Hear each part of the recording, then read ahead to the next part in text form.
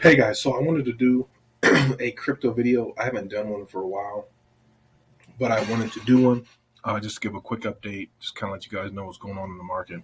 Um, Everybody's talking about, the market's crashing, crypto's over with. You need to get out of the market. People's liquidating their Bitcoin and altcoins. The very first thing you really need to understand is market cap, right? I don't think it's talked about enough. And what market cap is, for those of you who don't know, is essentially it's the company's outstanding shares times whatever that company's share, right? One share cost for that company. So essentially, you know, if a company has $100, right, per share, then you're taking that $100 times the amount of shares outstanding. That essentially what market cap is, right? So if we look at let's do Apple real quick.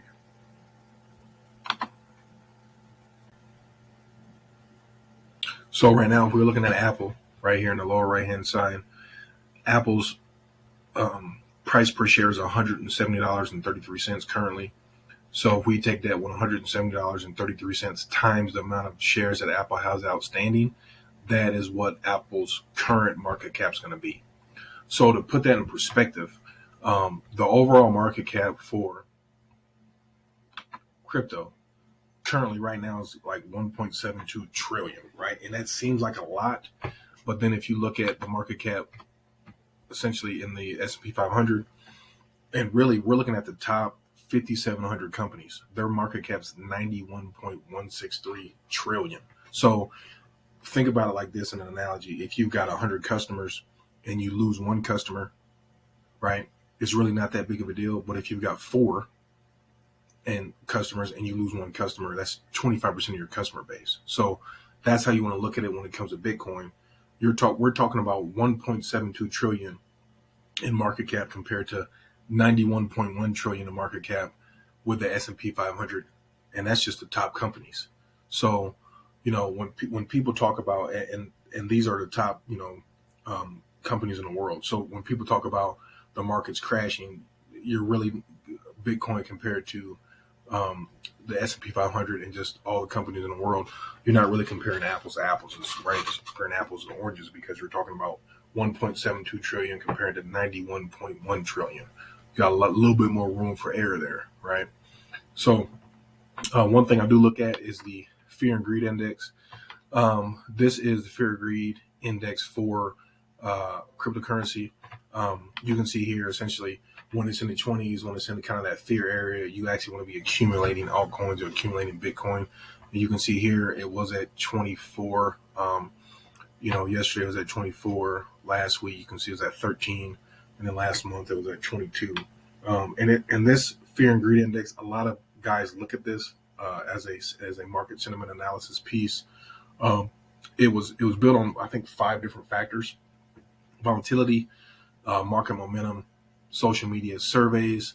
I don't think they're doing it on here right now, but dominance, so Bitcoin dominance compared to the rest of the market, and then overall market trends. So those 5 pieces really kind of feed into this fear and greed index, and this is just kind of another analysis piece people use to talk about when they talk about Bitcoin, when they talk about cryptocurrencies.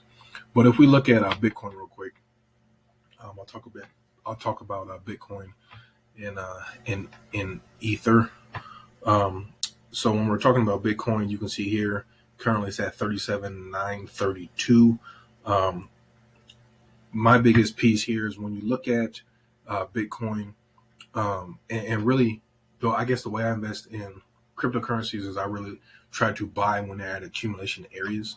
Um, so you can see here we've got Bitcoin down here at um, that low point was around 33,000. If it gets down to that 27,000 range, yeah, like 20, we'll go to the kind of this peak right here, or this wick. So from like 28.7 up to, we'll go kind of like the top right here to about 31 is a really good accumulation area for Bitcoin.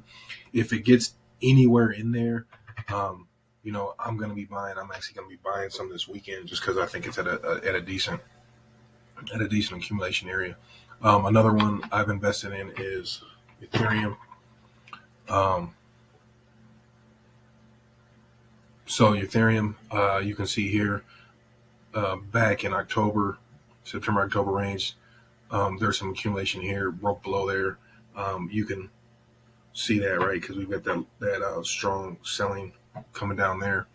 Um, a great area um, Ethereum could get would be around 17 to 1800. I don't necessarily know if it's going to get down there. If it does, I definitely recommend picking up some. I'm going to be picking up some Ether this weekend. Um, I think it's still got some room to move down. I like to see this 21. This is a 21-day moving average start to curl up, but it's still kind of pointing down. So to me, that means that we still got some room to move down. ADA is another one. I've got a decent amount of money in, and so this dollar mark is a great area to buy. You can see here, in the past when you're getting around. Let me move this up here real quick.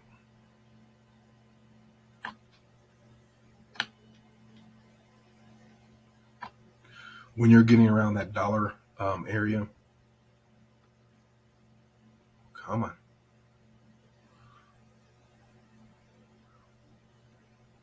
So yeah, when you're getting around that dollar area, man, it's a good AOD. So I'll definitely be picking up some more ADA this weekend, and I've got some investments in RSR as well.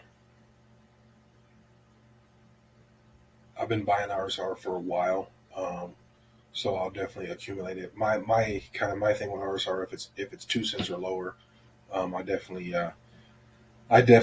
get into RSR and hold on. So you can see here, we're at another key level with RSR around this 1.82 cent mark. If you're looking back here, these are huge accumulation areas. So going to be buying some of that this weekend.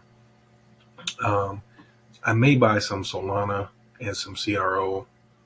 Maybe I might be buying some of those. So we'll see. But just wanted to give a quick kind of overview of the market. If you are looking to get into crypto, get into Bitcoin, Ethereum, some other altcoins, definitely now is a good time to buy because as you can see, they're all at pretty good areas of demand. And that fear and greed index is definitely at the fear area, and that's really when you want to be picking up crypto. Anyways, with that being said, hopefully you're getting your study on, learning from your mistakes you had this past week, this past month, and you're getting better. Once again, main thing is make money, mitigate risk, right, and keep that trend, keep that profitability curve moving up.